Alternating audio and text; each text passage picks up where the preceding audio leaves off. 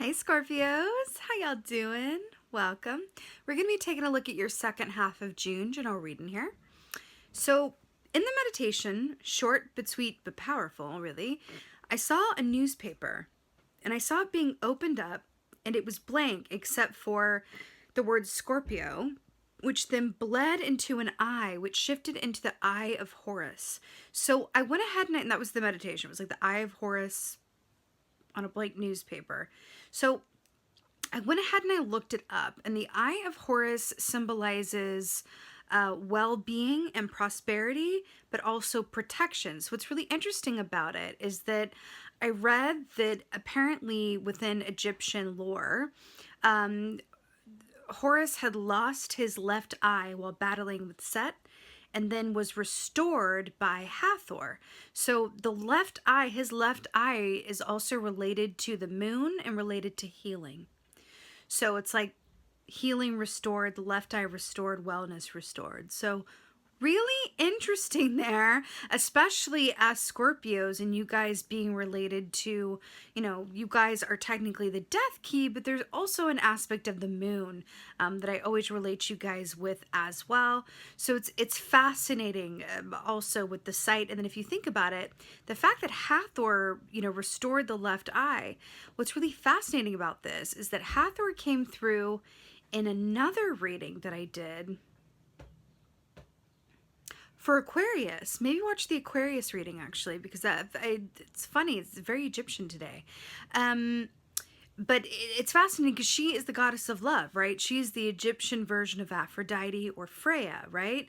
So it's fascinating that like love, right, restored wellness and wholeness. So it's interesting there. I'm looking forward to seeing what the cards have to say. It's really interesting. Let's go ahead and take a look. Hey Scorpios, let's go ahead and see what your animal energy is for the second half of June. The Eye of Horus realness. Oh, I love it. So the wolf, we have wolf energy here. So this is really brilliant because first of all, the beautiful earth energy, which is always very grounding effect, which is always good news. But wolf energy, it relates to the Hierophant in the Tarot, Taurus energy, which says, although wolves are my personal symbol for Capricorn, so you could have a Capricorn in your life or in your experience that plays a significant role during this time, or a prominent Capricorn placement in your own chart, of course. But the Hierophant is very much about trusting that everything is as it should be. Everything is balanced, everything is fair, everything is orderly, everything is as it should be, right? So that's a beautiful, comforting notion, I feel. Now, wolf medicine is very much about instinct and what? Sight. Look at those eyes, right? Being able to move nocturnally and see things well, see to the truth of something.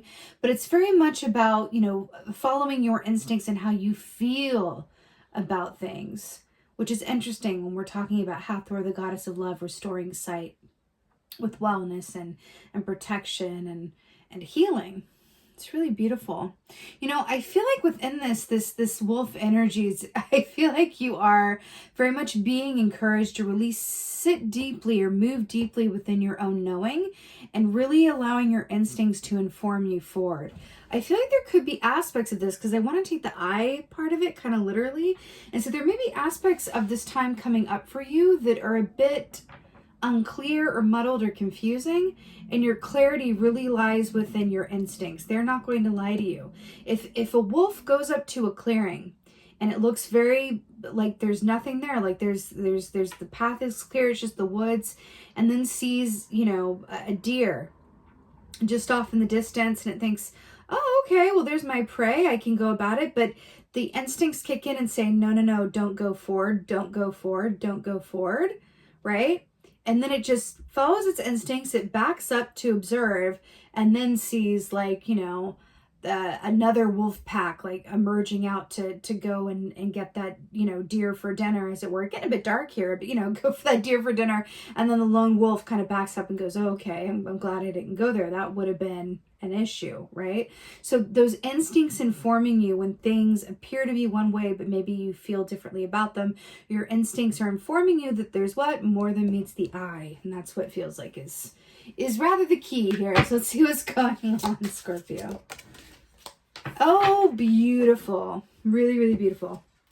So here we have the Magician. This is really brilliant how it's depicted in this deck with the raccoon here. So first of all, the Magician is very much about you believing and knowing that you are always in a position of power to manifest the life that you choose. This is about co-creation. This is about as above, so below, meaning that your external world is a direct reflection of your internal state. This is about using all of the tools at your disposal to co-create the life that you want, right? With the sword, the pentacle, the cup, and the wand, right? Now, raccoon medicine is really brilliant because the raccoon knows how to use its resources to the best of its abilities, right? It doesn't look at something and discard it right off the bat. It goes, well, maybe if I turn it this way or put it here or looked at it this way or held it up to the light, I might be able to use it in a different way than its intended use, right? The raccoon always has what it needs because of its resourcefulness, right? Never waste, never worry. That's that is the raccoon credo for sure. So this is a really beautiful energy coming in here as well. I'm also really drawn to that like light on the end of the wand here and the lightning. And I feel like there's a nod to the Eye of Horus in that as well. You know, there's also an aspect inherent in the Magician energy, especially with the raccoon being present as well, that says, you know, when you go about your circumstances and you go about living your life and in terms of how you perceive your own power and your own worth and your own capabilities, it's really about acknowledging that it's not about how things, you know, show up for you on the surface or show up for you initially. It's about how you respond to whatever life deals your way, right? That's what it's really about. You can't control what happens. What you can control is how you respond to it. And that's what's coming in here for you with the raccoon and the Magician.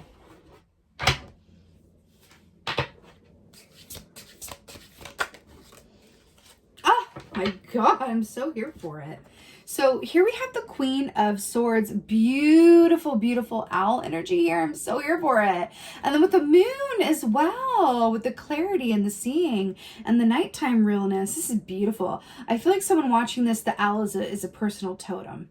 And that's really beautiful. And it's a beautiful totem to have with you at any given time because owl energy allows you to see yourself and others clearly. Again, with the seeing. And then we have this animal energy. It's all about seeing. It's really brilliant. So Queen of Swords, traditionally, first of all, swords are about the thoughts that we think, our communication patterns, right?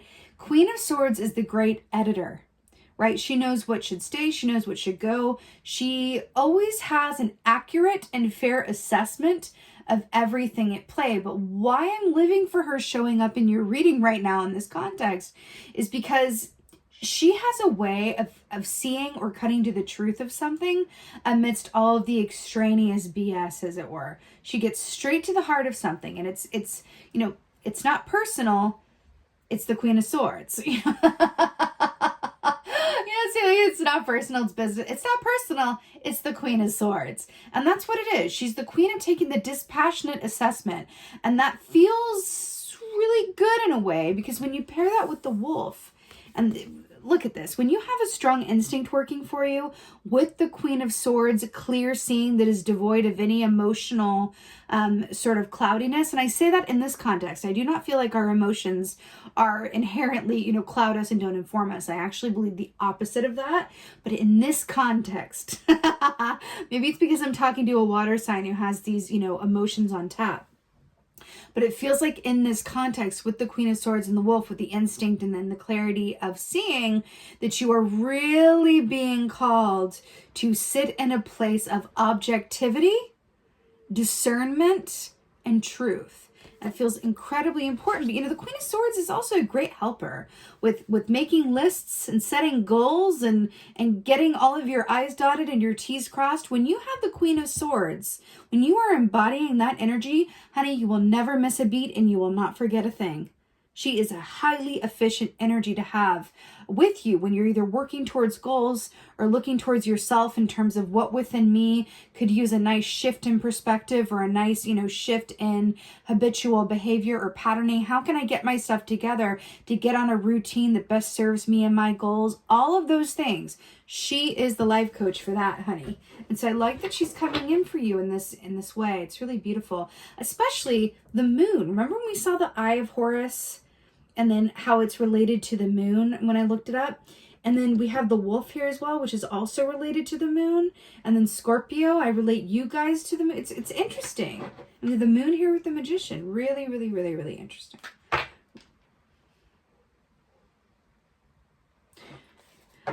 The full moon in Sagittarius is our next full moon. It's coming up pretty soon. I'm channeling that for you. There's something about the full moon in Sagittarius that feels incredibly, I feel like there's a realization or an insight that is available to you around that time. It's really interesting. Really interesting. It just came through. Oh my God. It's just so good. The High Priestess with the moon and the bat, which is interesting because guess what the bat equates to? And the tarot, death. And you are what? The death key. Oh, I love it when it all comes together. It's really beautiful, y'all. The High Priestess with this moon energy here is about delving into those deep aspects of our own subconscious to glean the information that is hidden there and not accessible necessarily in the bright light of day or in an obvious way. So with this, we assume the High Priestess position and really go into a stillness and really look within, even flipping our perspective to do so or as a result of doing so, which is what I'm really obsessed with by how this is depicted here in this deck, is that the bat is shown here, which represents kind of like a hanged man energy as well because of its position. So it's death energy, but when it's in this position, I always think of the hanged man.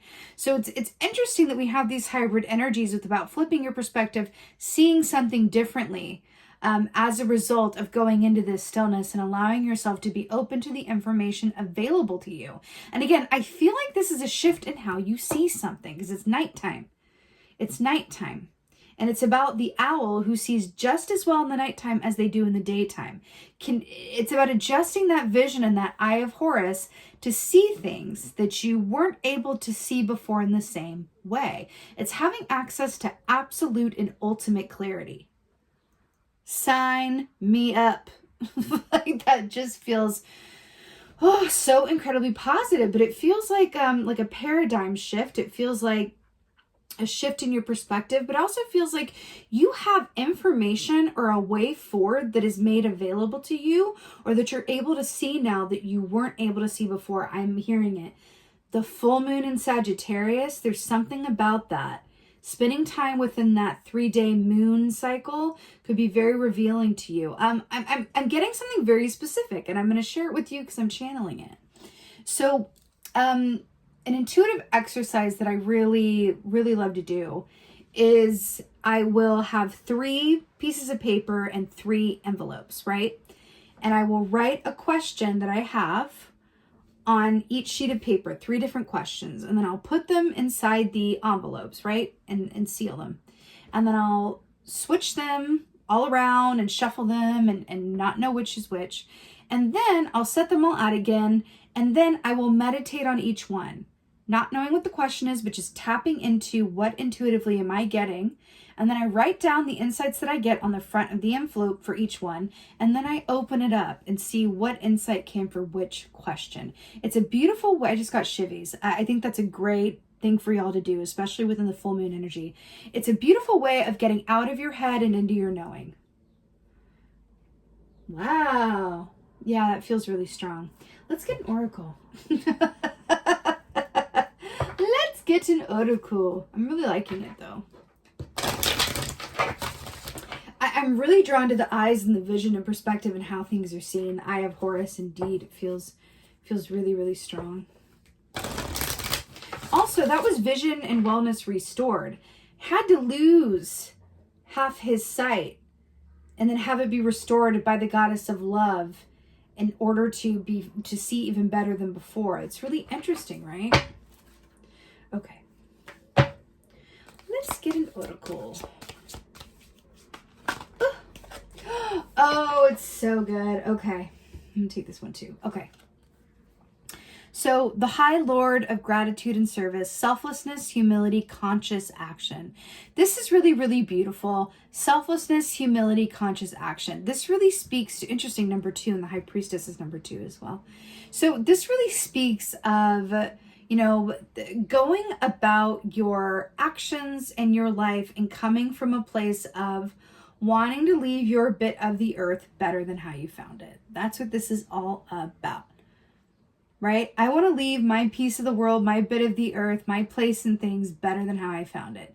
It's a really beautiful energy. I always also think of, like, whenever this key comes up, is the number one way to feel better, like the number one fix to get out of your own troubles, put your own worries aside, get out of your own head, is to go and be of service to other people. That is it. That is, like, nothing feels better than that in terms of, like, getting out of your own, you know, energy and into one of active service without any kind of expectation or anything in return. That is another way of saying, like, with the gratitude, right? I feel like you're being called to shift your energy to one of gratitude through helping others and shifting that perspective through looking at the greater scope and truly seeing and acknowledging and showing gratitude for just how blessed you are, right? For how supported you are, for how lucky you are, for how far you've come, for how much you do have, for what is going well, right? When we shift our energy, our perspective to one of gratitude, everything else opens up. And that's just the way it is.